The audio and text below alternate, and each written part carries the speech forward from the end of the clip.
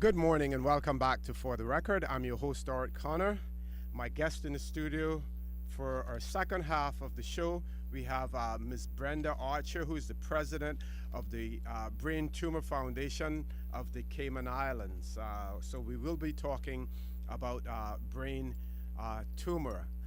First of all, we're going to ask our guest, Ms. Archer, to give us a history of the Brain Tumor Foundation here in the Cayman Islands.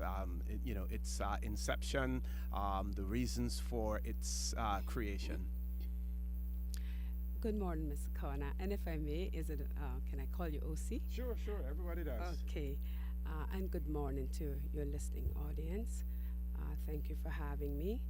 I'd like to start out by saying that February is Brain Tumor Month in the Cayman Islands. The color is orange, and we would ask everyone to wear something orange any day or any week for the month of February, just to show your support. As most people know already, I am a brain tumor survivor. So this foundation was launched last year on the 15th of February, and it came as a result of my experience, and from there on, meeting so many people that I've watched go through it, listening to their stories, and understanding the need for educating and getting help for all of the people that have suffered this illness, and to bring awareness to our public about what it's all about. Do we have any statistical information in relation to the Cayman Islands as to the prevalence of brain tumors? Yes, we do. Yes, we do. And I divided it in two. One is the existing patients. And at this stage, I'd just like to say that we included survivors of aneurysms as well, because while it's slightly different, the aftermath is pretty much the same. And of course, the survivors are very few, because that's to be a survivor of an aneurysm is rare. And then the other side is, unfortunately, those who lost their battle with brain tumors. So on that side, I think we have a figure of about 20 or 25, and those of us who are still alive, they're close to 100. So, and that includes those who have malignant tumors and those that had the benign tumors. Okay. Now we know, for instance, that some people, just like some diseases, some people feel stigmatized by the fact that they have cancer in general, and in some instances a particular type of cancer as well. What is your foundation doing to try to stymie that stigma that can be attached to cancers, and in particular brain cancer? I'm so glad you said that, OC, because that's one of the prime things that's, I suppose, hindering a lot of progress with brain tumor survivors. There is a stigmatism attached. I think people tend to think that once there's something that has affected the brain, that the person is, I suppose, no longer stable, or in Caymanian terms, they got brain trouble, and that is so far from the truth. I want to stress that early detection and early intervention is the best chance for a successful recovery or healing, depending on which case it is, benign or malignant. And I suppose it will take a while to eradicate the stigmatism, but the only way we can approach that is through education. And education not just to the patients and their families and loved ones, but to the public in general.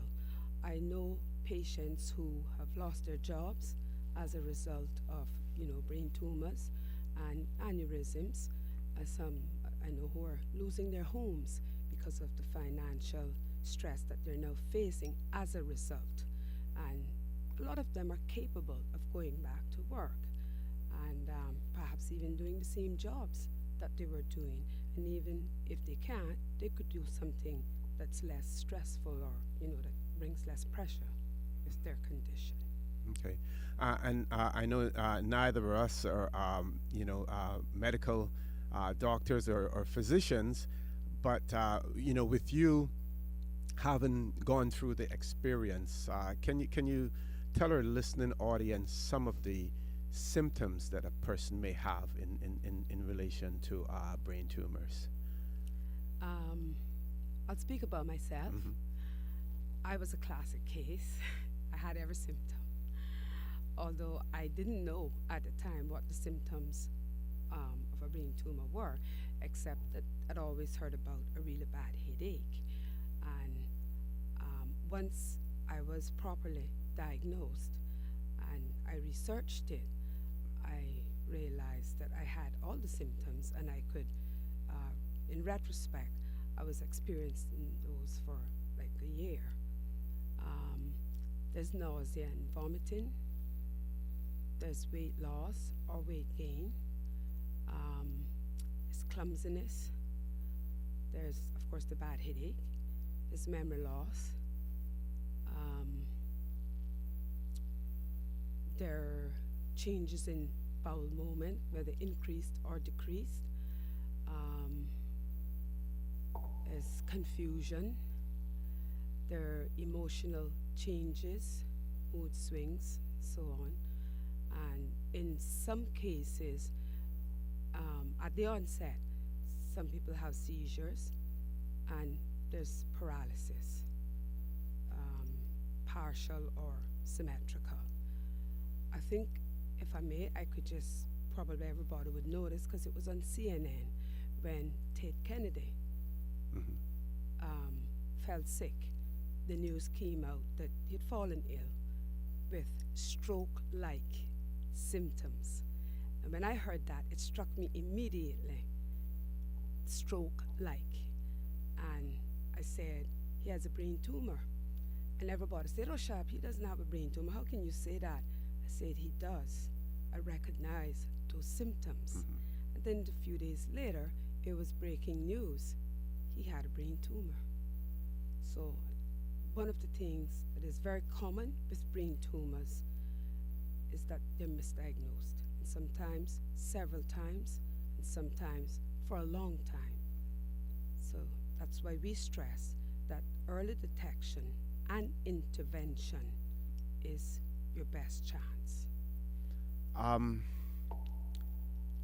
in terms of early intervention, and well, first of all, I would imagine that there's a tremendous amount of research that has gone into brain tumors and that will continue to go into brain tumors. And again, not being experts on it, but being an expert of sorts because you have experienced it. Can you tell us about some of the the ongoing research that has taken place?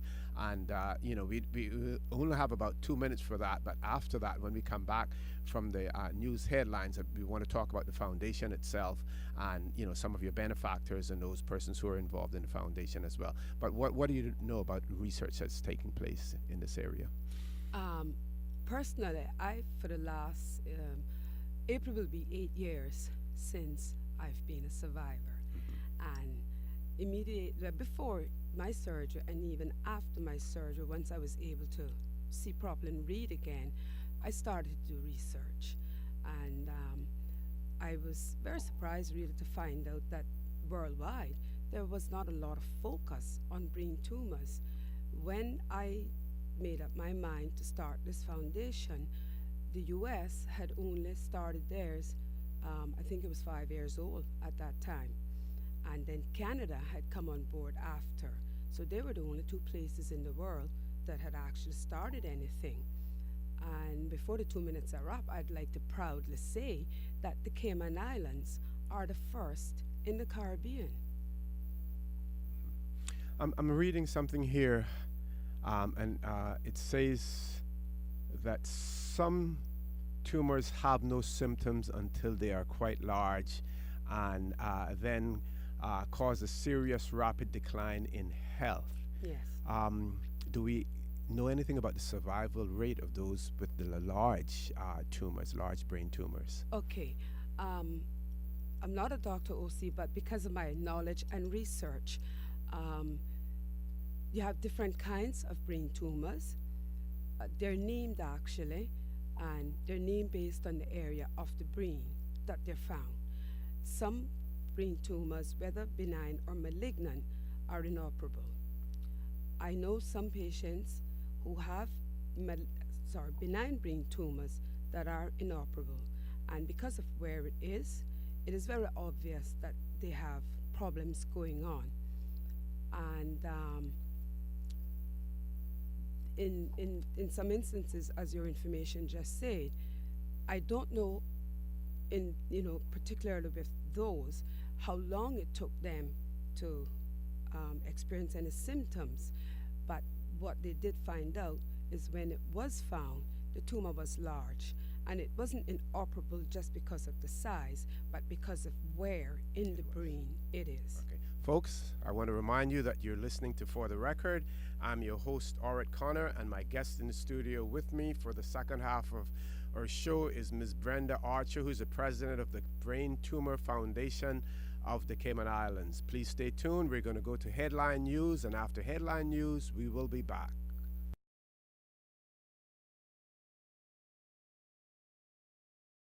Good morning and welcome back to For the Record. I'm your host, Orrit Connor. My guest in the studio with me is Ms. Brenda Archer, who's the president of the Brain Tumor Foundation of the Cayman Islands. I also want to remind you that our phone lines are open, and you're welcome to call in if you want to discuss brain tumors, if you have experienced it yourself, or if you have a family member or a friend who has had some experience, with brain tumors as well. Our toll-free number is 1-800-534-8255. You can also call us on 949-8037 and 949-6990. Now, you have heard our guest talk about some of the symptoms that are associated with brain tumors, and again, I'm going to just run them back to you. Seizures, change in speech or hearing, changes in vision, balance problems, problems with walking, numbness or tingling in the arms or legs, problems with memory, personality changes, inability to concentrate, weakness in one part of the body. And some of you may say, well, I experienced some of these and not all of them. It may be attributed to old age as opposed to brain tumors, but you never know what it is, so it is always good to have it checked out as well. I will give you an example for myself, and it doesn't have to do with brain tumors, but I suffer from glaucoma, and I didn't have myself tested regularly for it because it was something that never occurred, or I wasn't aware that it occurred in my family. And when I came to the realization of it, it was almost too late. So I'm at the stage now where I'm taking medication, but it is only to retard the onset of blindness as opposed to preventing it at this point in time, because I can only now try to control, what happens with it. So it is good to check these things out early as well. We find also, Brenda, that some people will become advocates and spokespersons for certain conditions when they have experienced it themselves. In your case, you've experienced it, so you've gone ahead and founded the foundation. Can you tell us some of the other players who are involved in your foundation? We have a board of 6. We have Albert Anderson. We have Elizabeth Carter, also known as Lisa. Elizabeth Daniels. She was Carter. Yeah. We also call her Lisa. We have Pat McField, who many may know that she lost her mother to a brain tumor. And then we have Samuel Young, and we have Sandra Parchman. I'd like to touch on something since you brought up the word, because it is very important. Last year, on the 20th of February, the campus did an issue or printed an issue where they'd done a telephone interview with me, and they misquoted me in that issue. So I just like to say to anyone who read that issue that when they said, when they misquoted me in saying that early detection and prevention, the word prevention should have been intervention, because unfortunately there is no prevention for brain tumors, not yet anyway. And that's why the education part is so necessary. One thing that you can add to the list of symptoms, which I suffered from terribly, was I was very lethargic. I would sleep forever if someone didn't wake me up. And I mean, that was sort of like at the, I'm going to say at the maximum stage. So, I mean, there were a couple of times that I almost burnt down the house because I'd put the ginger tea on and I couldn't stay awake long enough, and so I'd fall asleep, and I guess God woke me up in time to out the fire on the stove. So Now, with this being Brain Tumor Month, what is your foundation doing in addition to being on talk shows? What else will you be doing to raise the awareness of the brain tumor issues? Okay, we're not able to have a seminar this month. That is going to be later on in the year, and that's mainly because the medical personnel were not available. We couldn't bring them together all at the same time. But the foundation, we were celebrating our first anniversary. So we're doing two little fundraisers, and one is a bake sale on Ash Wednesday at the grounds, and the other one is on the 28th, which would be the winding down of the month, and that's going to be a 5K run walk. And we're still awaiting approval from the commissioner. I don't anticipate a decline in that, and so that would take place at 7 a.m., and we're hoping to have that started and finished in the vicinity of the Hero Square. Okay. I know that there is a Professor Crandon, Yes. who is involved, with your foundation as well. Yes. Can you tell our listening audience something about Professor Crandon and what he's doing? Okay. At the launch, he was our keynote speaker, and he was also inducted as an honorary member of the board. And Professor Crandon works out of the West Indies, the University of the West Indies. Gosh, I don't have all of his initials. Bio? I don't have his bio on hand, but I can tell the public that Professor Crandon did my surgery, and I chose him over the rest of them for many reasons. And I'm so happy that I have a doctor like that in my life.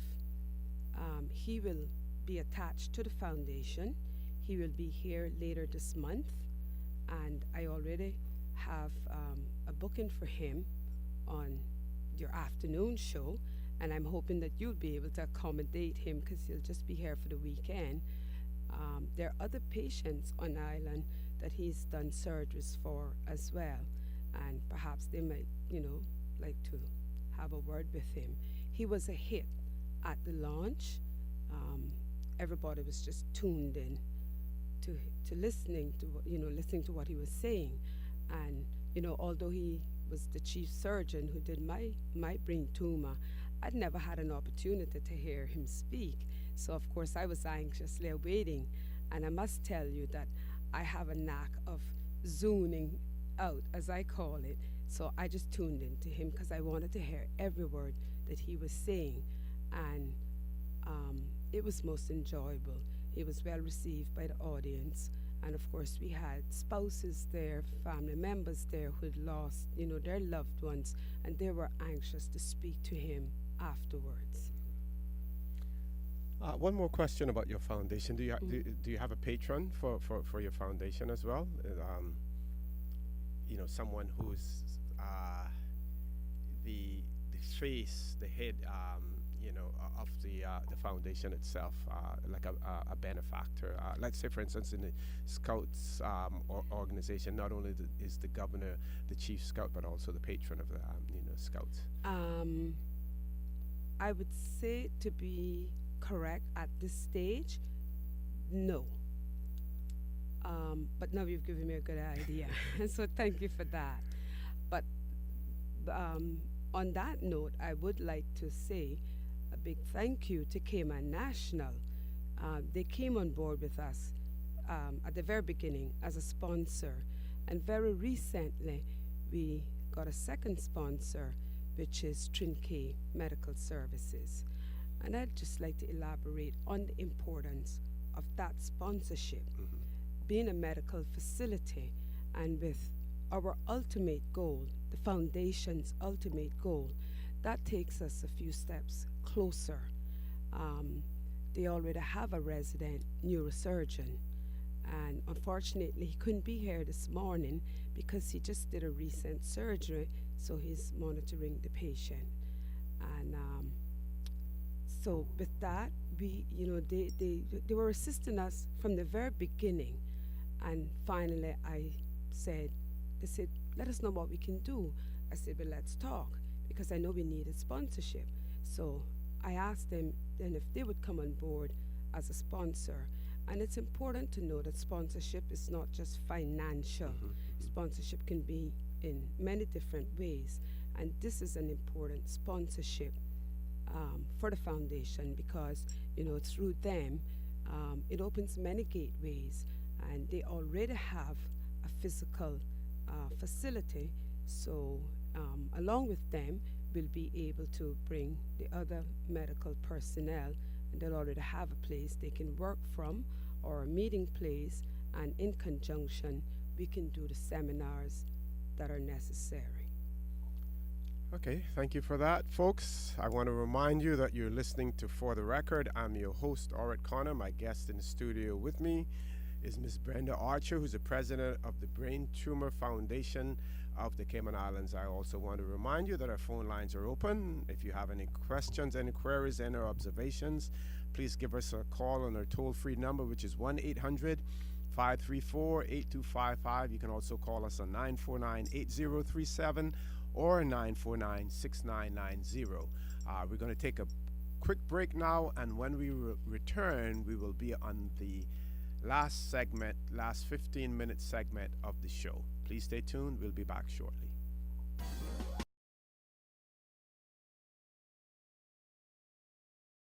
Good morning and welcome back to For the Record. I'm your host, Orrit Connor. My guest, Ms. Brenda Archer of the Brain Tumor Foundation of the Cayman Islands. Again, let me remind you, phone lines are open. Toll-free number, 1-800-534-8255. You can also call us on 949-8037 or 949-6990. And of course, you can email us at For the Record. That is one word, For the Record, at candw.ky. Now, we're talking about brain tumors. Neither of us are medical specialists, so we're relying on Ms. Archer based on her experiences. But we also want to focus on the foundation itself here in the Cayman Islands. What is it's doing here in the Cayman Islands, some of its partners and everything. And Ms. Archer, Cayman Hospice Care features prominently in the Cayman Islands when it comes to aftercare for cancer patients. Can you tell us of your experiences, your organization's experiences with Cayman Hospice Care? But we're only a year old, and so far we have not had to use the hospice. Since the inception of the foundation, I think we've lost 2 patients, and they had family who preferred to take care of them. So we didn't have to call the hospice. But you are right, the hospice will be very involved with the foundation's patients if and when it's necessary, because we know what they do, and in many cases, most unfortunately, brain tumor patients, for some reason, um, I hate to say this, but it's almost as if it strikes pauper-stricken people, and a lot of them don't have, full insurance, or maybe no insurance at all. And I can think of one patient right now who has a malignant tumor, and she just has, basic insurance. So her treatment is really expensive. In her case, she also needs financial assistance. Um, just so that I don't forget to say this, our foundation is there to offer advice, direction, support, and one of our main goals is to raise awareness through education. And when we did the launch, I mentioned a couple of short term goals, and then, of course, I mentioned the ultimate goal. So, one of the short term goals is to get people into therapy, whether individually or as a family or group therapy. That is a very, very important aspect as a survivor. I think what a lot of people don't know is that once you've undergone brain surgery, whether it's from a tumor, an aneurysm, or just an accident with head injuries, there are a lot of residual effects. And so you need to deal with those. Your loved ones need to understand what they are and how to handle it. And that's where the education, again, comes in. And knowledge is power. So if you have people around you who have that knowledge, the transition for both sides is to, a healing and a better life is easier. I think we had one caller online, but we may have lost that caller. If that caller wants to try to call back, please do so. We still have some time left on the show that we would be able to take your call. The foundation, you pointed out that it is only about a year old. It's 1 year old. Looking down the line, 5, 10 years from now, what is your ultimate objective? Where would you like to see the foundation be at? Ultimately, we'd like to set up a neuroscience department right here in the Cayman Islands, and have everything that is relevant to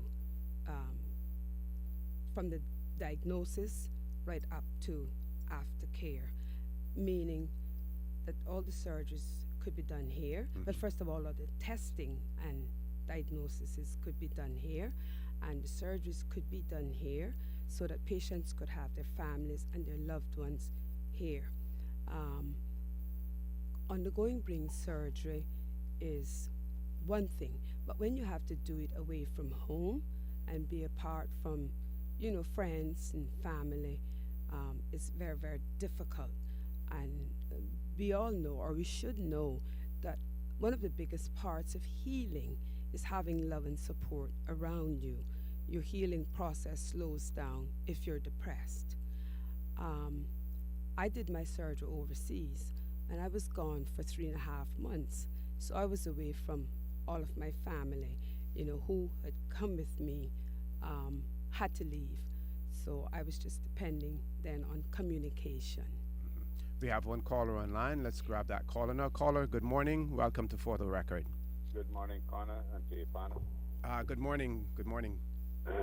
You have a brain cancer survivor here in Cayman by the name of Dawn. Okay. And they sent her off from here to Florida, and I've got it back here now for years, sound and healthy. All her hair and everything she lose, and that child is sound, healthy, and no more problems whatsoever for years, and she was treated all natural. And when she went back to the doctor for her checkup, The doctor told her he didn't see the spot on her brain where the tumor was. And she's a survivor. And I tell you what, she was all treated with natural stuff. So I advise a lot of people in the Cayman Islands and throughout the world. These things are not expensive, and it's a lot cheaper, and you get rid of these things when you go natural. Anyone that interested, they can contact the herbal doctor 917-3090. Thank you all for your time and have a good day. Yeah, I have a question for you before you go. That patient that you're talking about, does she still require, do they still require periodic checkups to ensure that there is no recurrence? Yep, she went. She always go and get her checkups, no reoccurrence. Caller, if I may ask you, when you speak about her checkups, what does that entail? Well, they take her into the lab. They run scans on her overseas in Florida. So they do the brain scans? Yep. Okay. I don't expect you to divulge a lot about this patient because you've already called the patient's name. Yeah, well, that's not a problem. No, I'm just saying, but on my part, there is confidentiality. And if Yes, the patient, No, just one second. She doesn't mind that at all. Okay, that's what I was going to say. If the patient has no objections, No, she have no objection. I didn't quite get the name. So would you say it slowly for me or spell it slowly for me? Dawn, D-A-W-N. Okay, and you did give a contact number for her? Her number, I will have to check my phone and give you all a call right back. Yeah, and you can give it to Paul, and he will convey that to Ms. Archer afterwards. Not a problem with that. Any more questions for him? No, that's all. Thank you very much for calling, sir. Thank you. The way I look at it, the natural way is the best way. No side effects, no after effects. And it have been all tested in the United States, and treatments have been going on. That's it. All different type cancers. I'm not going to argue with you about that, sir, because I think that's a matter of opinion, and that's a choice that has to be made by the patient. So I am not going to advocate that. Yep. Okay? I understand all of that, but confidentiality, but this person that I named before doesn't mind it whatsoever. No, I understand that part too. I am just saying, and I speak on behalf of the foundation and myself, that that is not something we're going to advocate versus seeking other medical treatment. As I said, if a patient is diagnosed, that patient has the choice to make any decision that they deem fit for their particular case. And all or most brain tumors are sometimes very unique. So what might be good for one necessarily isn't good for the other. Well, sweetheart, I've been working on many others right here in Cayman that have sent off of the island for operations to treatment, and it have been working on many others and many different cancers, breast cancer, brain tumors, lung cancer, and all these kind of things. All natural. I'm happy for that survivor. I'm always happy to meet the survivors.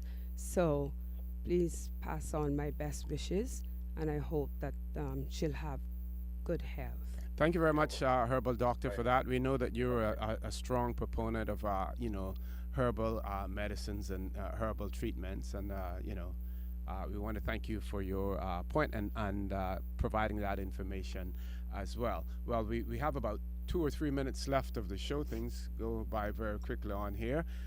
Ms. Archer, I want to give you an opportunity for any wrap-up and any closing remarks, anything that you want to leave with our listening audience. Thank you, O.C. I would just like to say that shortly after our launch of the foundation, we were contacted by the IBTA, that's the International Brain Tumor Alliance. They were very impressed with what we had done for a very, small island and population, but a high percentage per capita of brain tumors. Um, they did not recognize the aneurysm part because they specialize in brain tumors. So what they did was they did a publication on us, which was a big hit because now we're known worldwide. This magazine goes to, including Cayman and Jamaica now, to 111 countries in the world. And we don't get any financial assistance from them, but what we do get is the medical personnel. Whatever specialists that we need, they can help us with that. Like for instance, right now, what we are working on is getting a neuro-oncologist to come and speak. That's the person who covers the malignant tumors, and that's very important. And the other thing is we are trying to get a specialist who deals with the aftermath of seizures from brain tumors or perhaps aneurysms. So that was, very good for us. And on the foundation side, again, I would like to thank Cayman National and Trinke as our main sponsors. Of course, we still need sponsorship. We need the resources to reach our goals and, of course, to help the patients. Contrary to what most people think, we don't get a government grant, at least not yet. And so we will always be asking for help. Any amount is a help. It does not have to be a large amount. We're just asking, all of the, especially the corporations, that, when they're giving to charities, if they would remember us and, just be human about it and think that, this could be me or this could be my child. Because the thing with brain tumors is they're not prejudiced and they don't take holidays. So, again, I'd like to say that we're doing a bake sale on Ash Wednesday. So if you're out there, we'd ask you to come by and support us. On the 28th, we will be doing a 5K walk run. Again, the purpose for this is to raise funds because we need to do the seminar, and we're hoping to have that done before August of this year. We have a website set up. Before I go to the website, let me just say that registration forms for the 5K walk are available at Trinke Medical, and that's at Cayman Bay, at Arabas in Georgetown, Island Photo, and that's at Airport Center, right next to Foster's, and Walkers Road, Texaco, Credit Union, Beacon Furniture, Cineco, and Tortuga Rum locations. If I could just share something before I go onto the website. Okay, we got to speed it up a little bit. Okay, well, let me get out the information then. We have a website, and that's www.btfcaymanislands.com. We are on Facebook. It's Brain Tumor Foundation, Cayman Islands, and the forgotten is a part of our name. So, and obviously that came about because it seems that the patients are forgotten. And that was one of the reasons that the foundation was also started, because we need to remind people that we're here, we exist, we're functional. We don't want to be stigmatized. I just wanted to say that one of the most recent aneurysm survivors contacted me this week, and we spoke to each other. That's a wonderful experience. Like I said, therapy is very important, and if you cannot afford therapy, please call us. We're willing to assist, and if you don't want to do it that way through a therapist or a counselor, I would encourage you to find another survivor, talk to them, because when you exchange experiences and stuff, it is a good support to both. And that is also sharing knowledge, which you can pass on and the other person can pass on. I always like to say that my scars only show where I've been, they don't dictate where I'll go. And I'd like to leave those words with any survivor and just ask them to think about that. If there's anyone out there who has been affected by brain tumors or aneurysms who haven't contacted us yet, I would urge them to do that. If they have access to a computer, they can send us an email or they can call. The number is 916 1811. And please be assured all information, all names are confidential. We are bound by that confidentiality, so don't let that stop you. Only the patient can waive that confidentiality. And access to your website, what's the... The website is www.btfcaymanislands.com. Okay. I've done a little bit of research here, and I found something on Professor Ivor Crandon, CD, MBBS, DM, neurosurgery, FRCS. He's a professor, Professor Ivor Crandon. Is the head of Department of Surgery, Anesthesiology, Radiology at the University Hospital of the West Indies, Mona, Jamaica. Is the holder of the Order of Distinction in the rank of Commander, CD, awarded by the government of Jamaica for his services in the field of medicine, as well. So I just wanted to add that to it. Folks, I want to say to you that you've been listening to For the Record. I've been your host, Dorit Connor, and my guest on the last portion, or the second portion of For the Record, has been Ms. Brenda Archer, who is the president of the Brain Tumor Foundation of the Cayman Islands. We've been talking about the foundation itself, about brain tumors, the portions of it that we could contribute and that she could contribute to based on her experiences. I also want to remind you that we are our brothers and our sisters keepers. There is always someone out there who is less fortunate than we are, and I ask you to hold out a helping hand to them, just like the foundation is trying to do now. Hold out a helping hand to those who have suffered from aneurysms or brain tumors as well. I also ask you to think not of those who want, but to think of those who need, and there are many in our society who need. I want to again thank you for joining us on For the Record, for allowing us into your homes, into your vehicles, and into your offices. I say to you, have a great weekend. Join Sterling Drain Ebanks this afternoon for a talk today on Radio Cayman as well, and continue to listen to Radio Cayman, your radio station in the Cayman Islands. Have a great weekend. Stay safe. God bless.